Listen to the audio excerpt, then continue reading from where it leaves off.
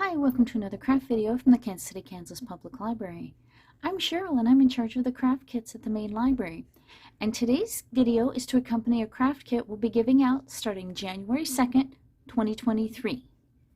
Now, if you don't have the kit or you're watching this later and are just using it as a tutorial, don't worry, I'll tell you everything you need to buy to make this project.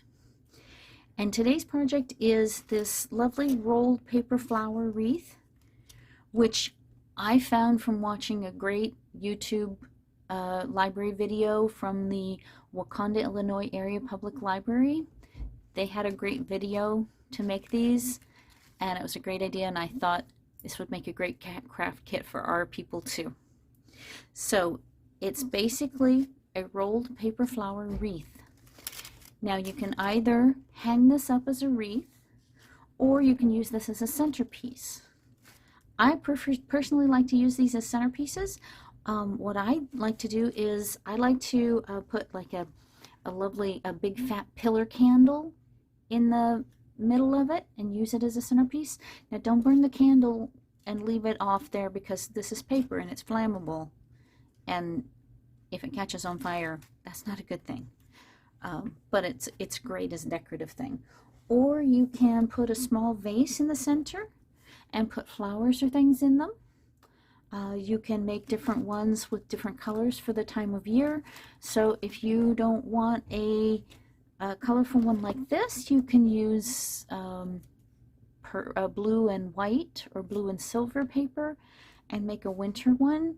And then you can put a vase in the middle and put like little twigs, wooden twigs, spray painted white. That makes a great winter centerpiece.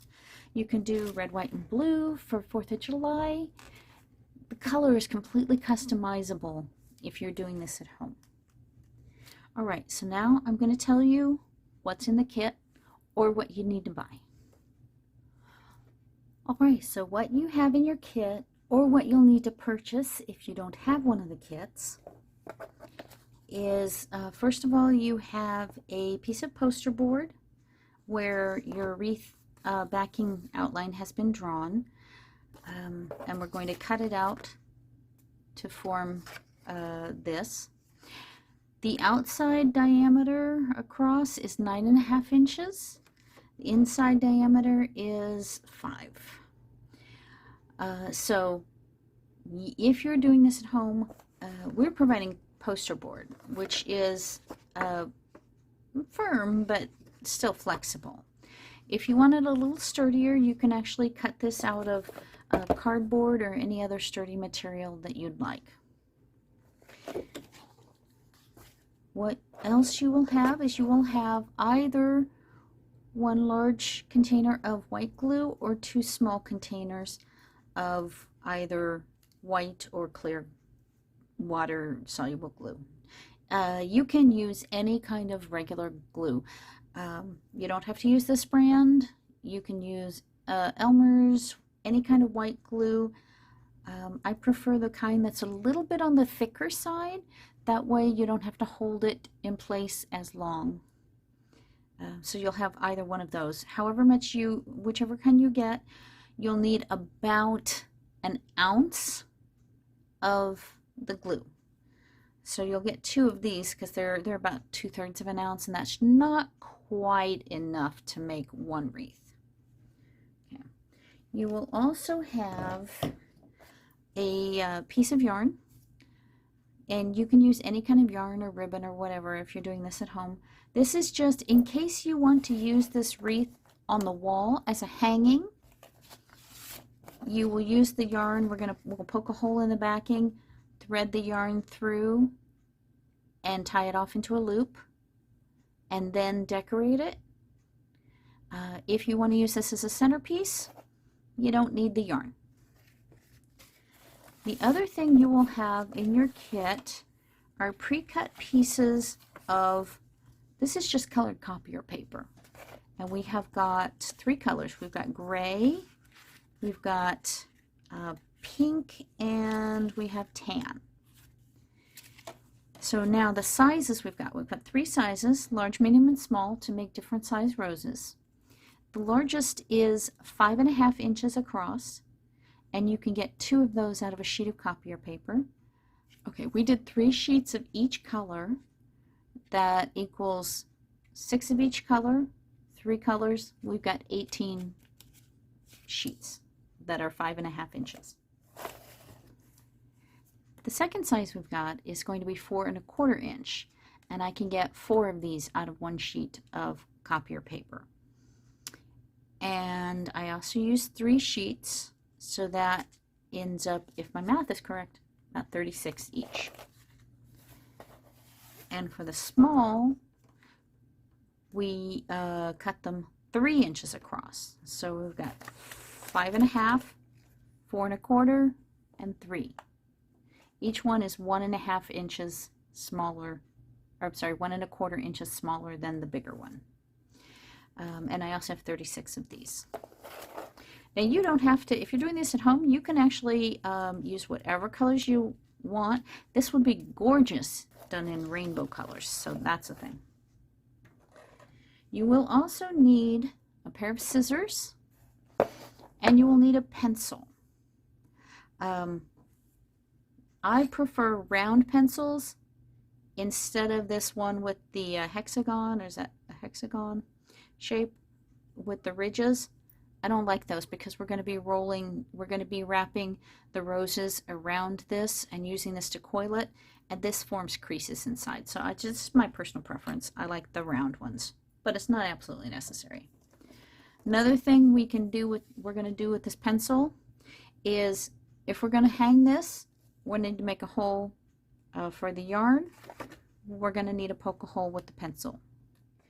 Okay, so the first thing you're going to want to do is cut out the wreath backing.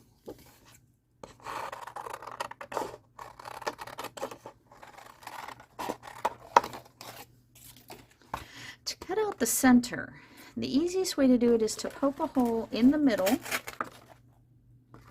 Then you're going to come at this in a spiral shape. That will keep you from having any jagged edges.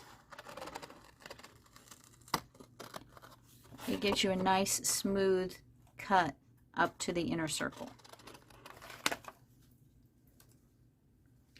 Okay, now if you're going to be using this as a centerpiece, you can go straight on to the next step with the papers.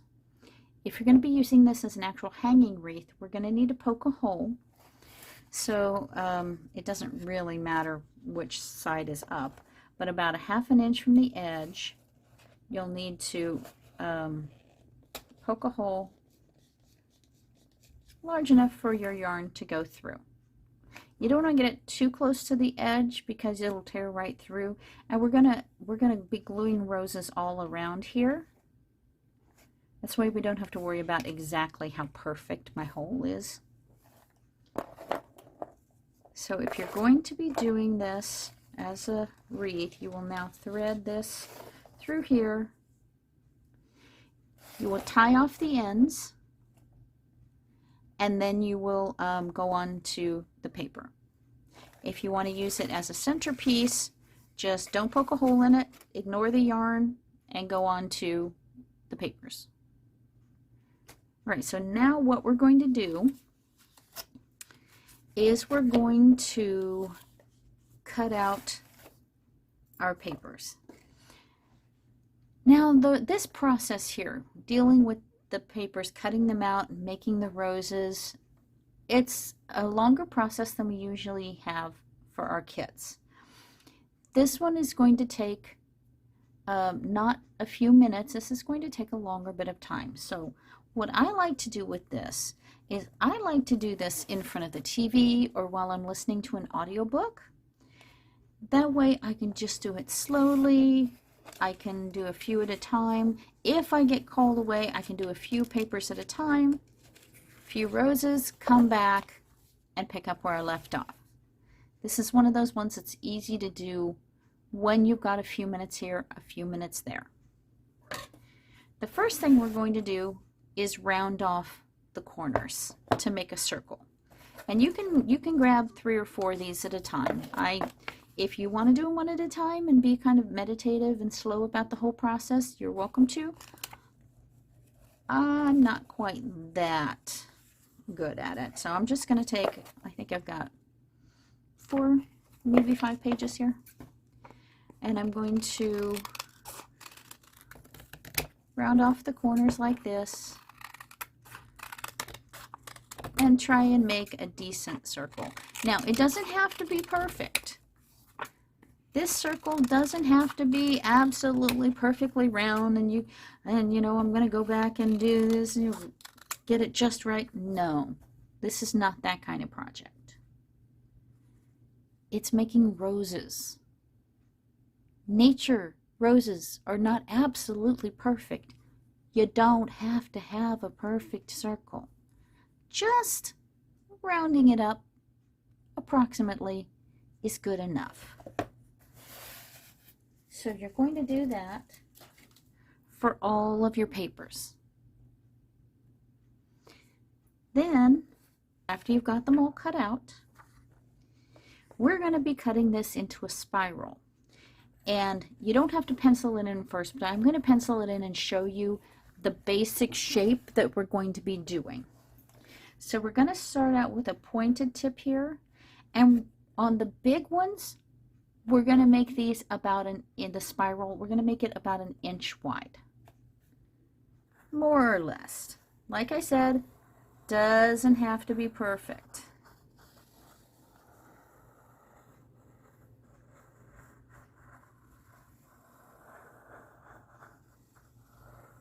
And when you get to the center, you're not going to close the loop.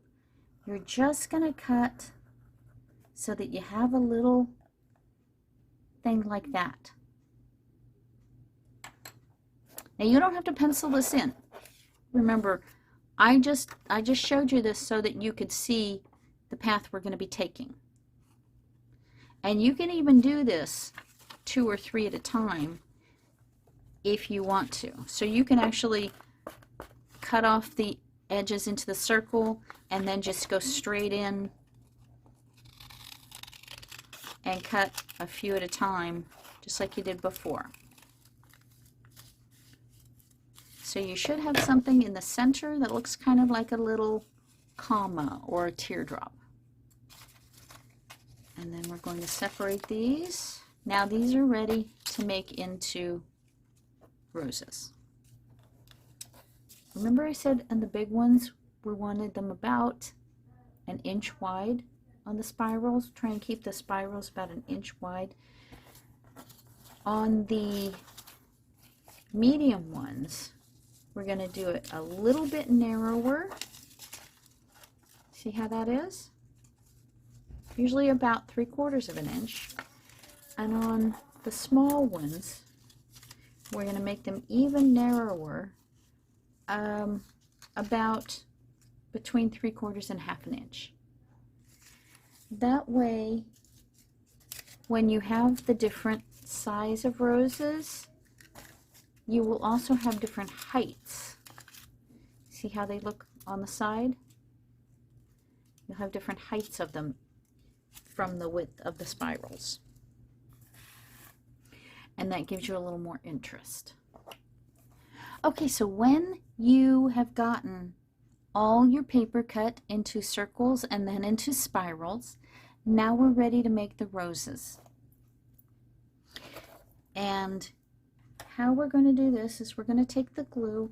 If you have 2 of the smaller bottles like this kind of glue is sealed. In order to open this, you'll need to take your scissors, and you see where that ridge is right there, that first little ridge? You're going to want to take your scissors and cut that tip off like that. That's going to open it up and form the hole. For this, you can just flip, it's a flip top. I happen to have some bigger bottles of this glue that I'm going to be using to demonstrate with. So I'm going to start with the larger one, and I'm going to demonstrate how to make the roses. Now we're going to start at the skinny tip, and we're going to put that not straight. Don't put it straight like that. Tilt it down kind of like that, so that it forms almost like a V shape, a little V shape with the pencil lip. See? Now we're going to wrap this around, and we're going to line this bottom edge up like this, so that I have wrapped around, and I have this little tip sticking out. And I'm going to wrap this around a couple of times, trying to keep the bottom edge lined up. Now what I'm going to do is I am going to take this tip and I'm going to just fold it up like that. See how that is? We just folded the tip up. Now I'm going to put a little bit of glue on there. Okay. Now you don't want to put too much glue, and you don't want to put it too near the edge, because if you wrap this around and that glue squishes out, you could glue the paper to your pencil, and you don't want that. Just a little tiny dab of glue, and then we're going to continue wrapping. And that little tip that's been folded up and glued inside the wrapped spiral is going to hold the center of our rose and keep it from coming up open. Now we're going to just keep rolling around, and what I like to do is I like to put one hand underneath and hold it, and I like to pinch with this hand with my thumb and just roll it around and try and keep this edge somewhat even. Now it's not going to be perfect. You don't have to be perfect, remember, but just kind of roll it around. Now as you go around, the top part here is going to start spreading out. Don't worry about that. You can pinch that. Don't worry about creasing it or anything. That won't matter. We're only focusing on the bottom edge. And as you're getting closer to the center, you're going to have to tilt it, and it's going to spread out more.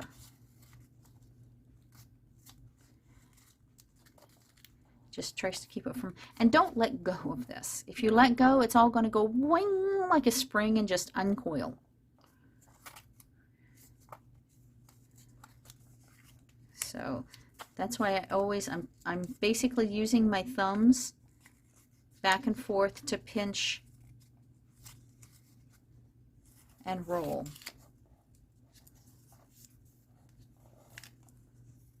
Okay. Now when we get to the center like that, you're going to stop, and I'm going to use this hand, and I'm going to kind of pinch the bottom and kind of try and crease it, well, not crease it, but so that it stays wrapped around the pencil. Now I'm going to gently wiggle this back and forth and pull it out. Now I'm not going to let go with this hand, because if I let go with this hand, it's going to boing and uncoil itself. I'm just going to gently pull this out while still holding this. Now this is going to be my big rose, so I do want to let it uncoil just a little bit, so I can let it go just a little bit and see how it's going to do. Okay, and I think that's going to be good. So when it's coiled like that, then I'll take and I will, on that little round teardrop shape at the bottom, I'm going to put some glue. Not that much. You don't have to put big globs of glue. Just a layer of it, not too thin, but enough that it'll grip the paper. And see this part here? That opening at the bottom? We're going to stick that right on that glue. So I like to set it down here.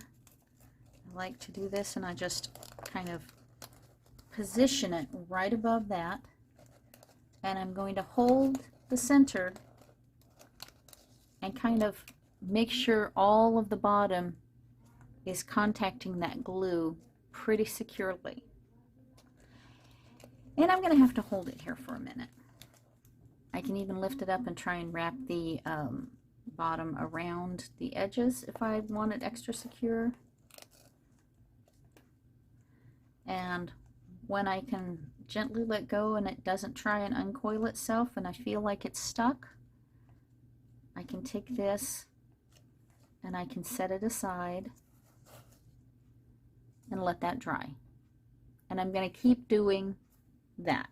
Now, if I didn't get that little tab glued up quite properly and it slips out, you know, the tab we did in the very center, you will form something like this. It will open up in the center if you didn't get that little tab glued up properly. If this happens, don't worry about it. We're going to be making little roses out of the small ones, and you can take the little roses and glue them inside the bigger roses at the end to make a two-tone rose if you have small roses left. So if it opens up like this, don't worry about it. Just at the next one, just make sure the tab is a little longer so you can glue it a little bit better. Alright, so I'll show you what the process is on the smaller flowers, because the flowers on the smaller one flares out a little bit more. So remember, put it so that it forms like a V shape. You can wrap it around and line up the bottom edge. I'm going to do it around twice.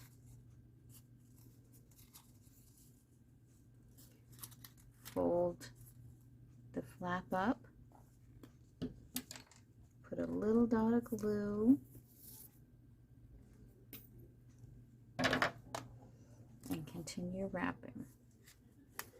You see how the top is flaring out more than it was in the other one, but the process is still the same.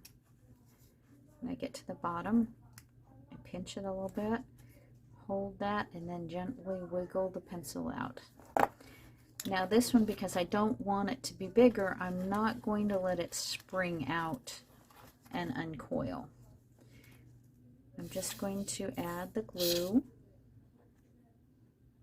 in kind of a little circle shape.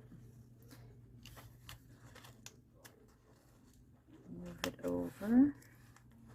And I'm going to hold it down to give it good contact, or I can lift it up and hold it this way. Okay, and I'll have my small ones. So you're going to do all of these, let them set aside to dry, and when they're ready, you're going to come back and glue them onto your wreath. Now I have pre-made a bunch, so let me go ahead and get them. Okay, so you can see all of the ones that the paper makes.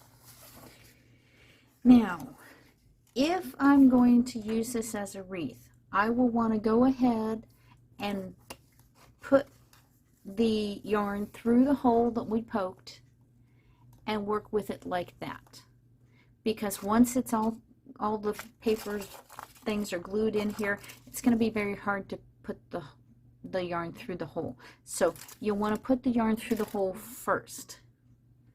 Now I'm going to use this one as a centerpiece, so I don't need the hole or the yarn, but if you do want the yarn as a hanging wreath, do that first.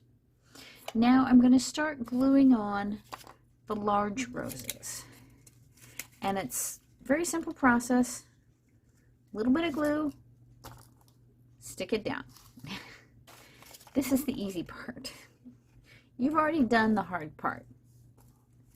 And you're going to kind of alternate. You should have 6 of each color of the large roses. So you can put some in toward the center, put some out. And if it doesn't stick, if your base is not quite there, you can add a little bit more glue. Now I like to keep the large ones sort of toward the center, because we can always fill in with the smaller ones. But you don't want them all just lined up in a perfect row. A little bit more this way, a little bit more that way.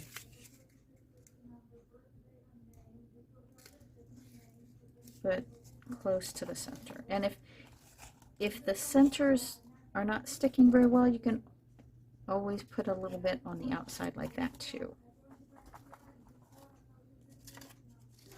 When you get all of those on, then you're going to start with the medium sizes.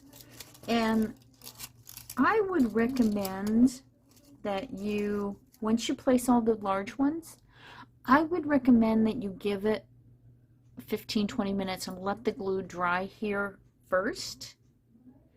That way, when you put the others on and you start packing them more tightly, your first ones are not going to shift out of position if you let them dry first. So put all your big ones on, let them dry first. Then take your medium ones and start going in and gluing them, filling in here and there. Try and alternate the colors. See, medium ones. And you don't have to worry about, you have enough roses to fill this whole thing and get them pretty close together. So you don't have to worry about putting them too close together or smushing them. Just tuck them under there and get them up really close. And if the roses start going inward a little bit, that's perfectly fine. That just makes it more lush and more full. Now on your small ones, what I would suggest is, as you're filling in, so you start with the big ones, put all the big ones on, then fill up as much as you can with the medium ones. But on the edges, you might want to tilt some of them sideways a little bit. So we can do a little bit of a sideways glue, put on the bottom and the side, and stick it like tilted a little bit to the side. So you can have some tilted this way. They don't all have to be straight up and down. They can be tilted left, tilted right, so that it looks more natural. Some up this way, some facing downward. See how that's making it a little bit more full and natural if they're not all just pointing straight up. Now as you're doing this, don't just look at it from one angle, because if you're looking at it from this angle, it may look filled in, but if you flip it around and look at it from this angle, you may notice spots. So be sure and turn it around and look at it from different angles while you're filling in to make sure you're not missing anything. Okay, now that I've got most of the big areas filled in, and I don't have any bigger areas where a medium-sized rose will look right, so now I'm going to go back and I'm going to fill in all of the little areas with the small roses. I'm going to tuck them under here. And when you're doing this one, if you're doing a wreath, if you're going to be hanging it, make sure you look at where the hole is and hold it up like this to make sure all of the direction is going to be viewed, to make sure that all of that direction will look right. If you're going to be doing this as a centerpiece, it's mostly going to be from the top and maybe from the edges this way. Okay, another thing you can do when you're on these small ones If you've got some where you didn't get the center glued properly and they're too open, like this, if they uncoiled, take one of your small ones, the smallest ones you have, and put some glue around the edges like that, around the petals. Oops. And stick those right down in there, into the center. And that'll give you a nice two-tone rose. And do that with any of them that are too open in the center. And you should have enough of the small ones to do this. Now, if you didn't let the circles go and the centers are all nice and coiled, you won't have to do this part. Okay. I think I've got that the way I want it. Now I'm just going to let it dry completely. And remember, if you did it with the yarn as a wreath, you'll still have the string coming off here that when it's dry, you can hang it. So that's the finished project. So thank you for coming to another craft video from the Kansas City, Kansas Public Library. I'll see you next time. Bye.